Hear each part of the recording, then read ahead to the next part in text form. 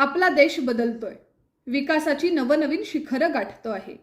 विकसनशील देश ते विकसित देश हा प्रवास आज आपण अतिशय वेगाने पूर्ण करतो आहोत. कोरोना काळात अख्खं जग थांबलं होतं, तेव्हा आपणही थांबू शकलो असतो. पण तंत्रज्ञानाच्या मदतीने आपण ऑनलाईन एज्युकेशन आणि वर्क फ्रॉम होम या दोन संकल्पना अशा काही आत्मसात केल्या की कुठेही न थांबता, कुणाच्याही मागे न राहता आपण पुढे जात राहिलो. हे सगळं शक्य झालं, हे यश आपल्याला जे मिळालं त्यामागे एकच मंत्र होता. आणि हा मंत्र होता, कुठलाही प्रॉब्लेम, कुठलीही अडचण आली तरी न घाबरता, न थांबता त्याच्यावरती मात करून यशाच्या, प्रगतीच्या आणि विकासाच्या वाटेवरती चालत राहणं. हे सगळं सांगण्याचा उद्देश म्हणजे आजचा आपला विषय.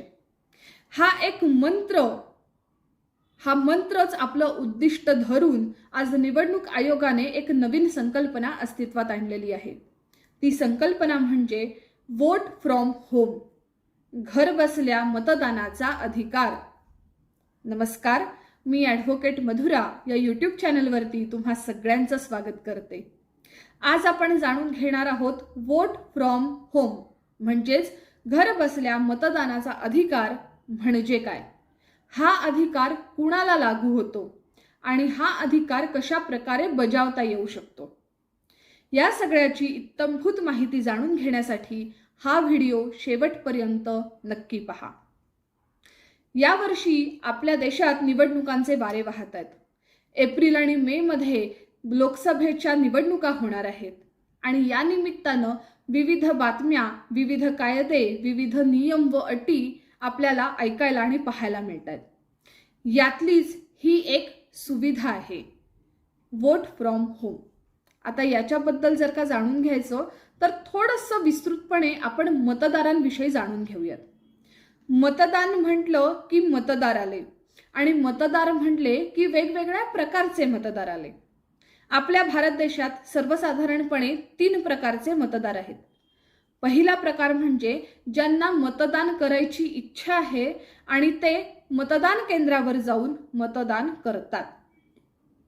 दुसरा प्रकार, त्यांच्याबद्दल काय बोलावं, यांना मतदानाशी काहीच देणं घेणं नाहीये. मतदानाचा दिवस हा त्यांच्यासाठी फक्त सुट्टीचा आणि एन्जॉयमेंटचा दिवस असतो. ते पूर्णपणे ती सुट्टी एन्जॉय करतात, मतदान करत नाहीत. आणि तिसरा वर्ग किंवा तिसरा प्रकार म्हणजे ज्यांना मतदानाची मनापासून इच्छा आहे, पण त्यांच्याकडे असलेलं शारीरिक व्यंग आणि वयानुसार वाढलेल्या व्याधी या सगळ्यांमुळे इच्छा असूनही त्यांना मतदान केंद्रावर जाऊन त्यांचं मत देता येत नाही, एक असा प्रकार. निवडणूक आयोगाने ही जी संकल्पना किंवा ही जी सुविधा आणलेली आहे वोट फ्रॉम होम, ही कुणाला लागू होते तर ही या तिसऱ्या प्रकारात येणाऱ्या मतदारांना लागू होते. आता मतदानाच्या वेळेला सर्वसाधारणपणे आपण पाहतो की आपली लोकसंख्या किती आहे आणि त्या लोकसंख्येच्या मानाने मतदान केलेल्यांची संख्या किती आहे, यात आपल्याला प्रचंड तफावत पाहायला मिळते. आणि हीच संख्या वाढवायची आहे, कारण ही संख्या वाढली तरच आपली लोकशाही आणखी सक्षम होऊ शकते. आणि हेच एक उद्दिष्ट मनात ठेवून मतदानाची संख्या वाढावी म्हणून निवडणूक आयोगाने या तिसऱ्या वर्गातील मतदारांसाठी वोट फ्रॉम होम ही सुविधा अस्तित्वात आणली. याचं एक छोटंसं कारण सांगायचं म्हटलं तर त्याच्या आधी आपण जाणून घेऊया की हा अधिकार कुणाला लागू होतो. हा अधिकार लागू होतो ज्यांचं वय 85 वर्षांपेक्षा जास्त आहे. अशी कुठलीही व्यक्ती वोट फ्रॉम होम म्हणजे आपला घर बसल्या मतदानाचा अधिकार बजावू शकते. आणि दुसरी महत्त्वाची गोष्ट म्हणजे ज्यांना शारीरिक व्यंग आहे, पण ते शारीरिक व्यंग हे मिनिमम 40% आहे, अशा कुठल्याही व्यक्तीला घर बसल्या मतदान करण्याचा अधिकार बजावता येऊ शकतो. आता हा अधिकार कुणाला बजावता येऊ शकतो किंवा हा अधिकार कुणाला लागू आहे हे कळलं, पण मी जे मगाशी म्हटलं की मतदानाची संख्या वाढवण्यात याचा उपयोग कसा काय होऊ शकतो. आज आपण पाहायला गेलो तर आजच्या घडीपर्यंत 85 वर्षांपेक्षा जास्त संख्या असलेले जे नागरिक आहेत ती संख्या आहे साधारणपणे 82 ते 85 लाख. आणि त्यापैकी साधारण 2 लाख ही संख्या अशी आहे की ज्यांचं वय 100हूनही अधिक आहे. म्हणजे हा एक केवढा मोठा आकडा आहे हे सगळ्यांना दिसतं इथे. त्याच्यानंतर ज्यांचा शारीरिक व्यंग आहे आणि ते व्यंग 40% जास्त आहे, अशांची संख्या आज आपण पाहायला गेलो तर ती साधारणपणे 89 लाख इतकी आहे. म्हणजे एकंदरीत आपण जर का विचार केला तर 85 लाख, 89 लाख ही इतकी मोठी संख्या आहे की यांनी जर का मत द्यायचं ठरवलं आणि यांना मत देण्यासाठी योग्य ती मदत करण्यात आली तर मतदान करणाऱ्यांची संख्या ही किती प्रमाणात वाढू शकते.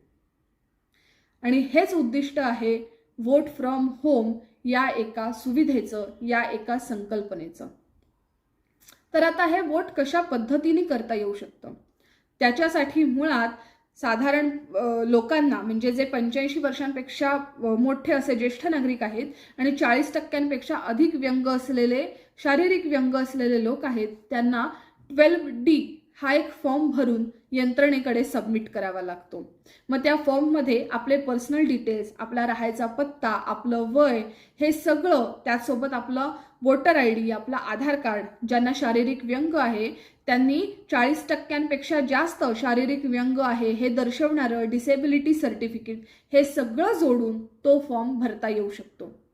तो फॉर्म भरल्यानंतर निवडणुकांच्या वेळेला निवडणूक अधिकारी हे फॉर्म भरलेल्या प्रत्येक व्यक्तीच्या घरी जाऊन ही निवडणूक प्रक्रिया पार पाडतात. साधारणपणे ही निवडणूक प्रक्रिया जनरल निवडणुकांच्या 1 दिवस आधी पार पाडली जाते. ही निवडणूक प्रक्रिया घरी होत असली तरी योग्य ती खबरदारी ही घेतलीच जाते. निवडणूक अधिकारी घरी येतात. मत देणारी व्यक्ती म्हणजे त्या मतदार आणि ते निवडणूक अधिकारी हे एवढ्याच एका खोलीत, बंद खोलीत ती निवडणूक प्रक्रिया पार पाडली जाते. म्हणजे ज्यांना मतदान केंद्रावरती जाऊन ही प्रक्रिया पार पाडता येणार नाहीये त्यांना जशीच्या तशी ती प्रक्रिया आपल्या घर बसल्या आपल्या खोलीत पार पाडता येऊ शकते. आणि हेच सगळ्यात मोठं उदाहरण आहे आपल्या भारत देशाच्या विकासाचं आणि प्रगतीचं. हे निवडणूक अधिकारी भारताच्या कुठल्याही कानाकोपऱ्यात त्या एका व्यक्तीच्या घरी जाऊन वोट घेण्यासाठी तत्पर आहेत. कारण वोट देणं, मत देणं हा प्रत्येकाचा अधिकार आहे आणि तो त्यांनी बजावायलाच हवा. तो अधिकार बजावण्यात जर का कुठली अडचण येत असेल तर त्या अडचणीवरती मात करून आपण हे मतदान यशस्वी करून दाखवणं हा निवडणूक आयोगाचा मंत्र आहे. आपण जर का याआधी पाहायला गेलं तर बिहार, मध्य प्रदेश किंवा कर्नाटक या राज्यांमध्ये हे वोट फ्रॉम होम म्हणजेच घर बसल्या मतदानाचा अधिकार हे एक प्रोटोटाइप म्हणा किंवा एक पायलट प्रोजेक्ट म्हणून राबवण्यात आलं आहे. पण यावर्षी पहिल्यांदा लोकसभा निवडणुकांसाठी ही सुविधा अस्तित्वात आली आहे आणि हा अधिकार राबवण्यात येणार आहे. आपण फक्त आपली कर्तव्य, आपला हक्क बजावण्यासाठी तत्पर असायला पाहिजे. देश आपल्या मदतीला आहे. प्रत्येकाने हा मंत्र आणि हे तंत्र लक्षात ठेवायला हवं. निवडणुका जवळ येत आहेत. निवडणूक हा प्रत्येकाचा अधिकार कॉन्स्टिट्यूशनने आपल्याला दिलेला असला तरी तो फक्त अधिकार न मानता आपण तो आपला हक्क आणि तितकंच ते आपलं कर्तव्य आहे हेही समजून घ्यायला पाहिजे. त्यामुळे प्रत्येकाने नक्की मतदान केंद्रावरती जाऊन मत द्या. जे आपले मोठे ज्येष्ठ नागरिक आहेत, आपल्या नात्यात, आपल्या ओळखीत जे कोणी शारीरिक व्यंग असलेले व्यक्ती आहेत त्यांना हा 12D फॉर्म भरून वोट फ्रॉम होम म्हणजे घर बसल्या मतदानाचा अधिकार प्राप्त करण्यासाठी मदत करा आणि निवडणुका आपण यशस्वी करून दाखवण्यात नक्कीच हातभार लावूयात. हे असेच विविध विषयक महत्त्वाची माहिती, कायदेविषयक, शासकीय विषयक माहिती मिळवण्यासाठी माझ्या चॅनलला लाईक करा, शेअर करा आणि सबस्क्राईब करा. धन्यवाद.